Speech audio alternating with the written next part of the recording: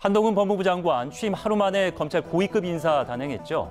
조국 전 장관 수사 이끌었던 송경호 검사가 서울중앙지검장으로 승진되는 등 이른바 윤석열 사단이라 불린 이들 대거 요직에 중용됐고 추미애 박범계 전 장관 간부들은 한직으로 밀려났습니다. 한동훈 장관의 첫 인사입니다. 그런데 기시감 느껴지지 않으십니까? 이른바 윤석열 사단 검사들이 대거 검사장으로 승진해 주요 보직을 맡았다.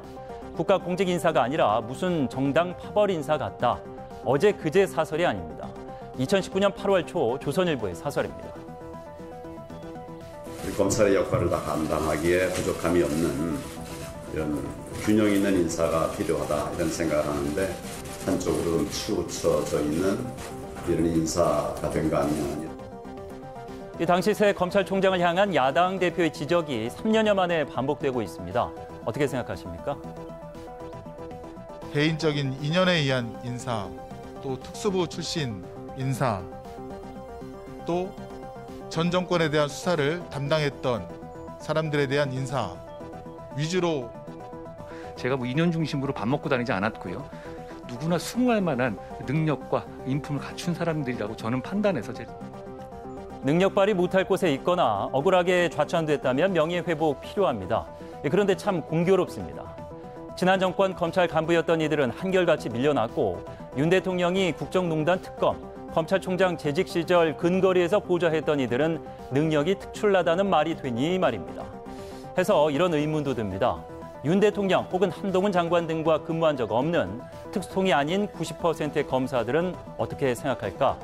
함께 일해야 능력을 인정받는구나 메시지를 얻지 않았을까? 윤핵관 위에 검핵관이 검찰 출신 인사들만 대거 등용하고 있습니다. 대통령실과 내각의 검찰 출신이 다수 배치된 것은 팩트죠. 대통령실 핵심 6개 보직 중 5자리의 검찰 출신이 임명됐고 이 가운데는 유우성 씨 간첩 조작 사건 당시 조작된 증거 제출에 징계받은 이시원 공직기강 비서관과 성비위 논란에 휩싸인 윤재순 총무비서관도 포함돼 반발 나오지만 대통령실 신임 굳건합니다. 사퇴시킬 생각 없다. 그래서 생각했습니다.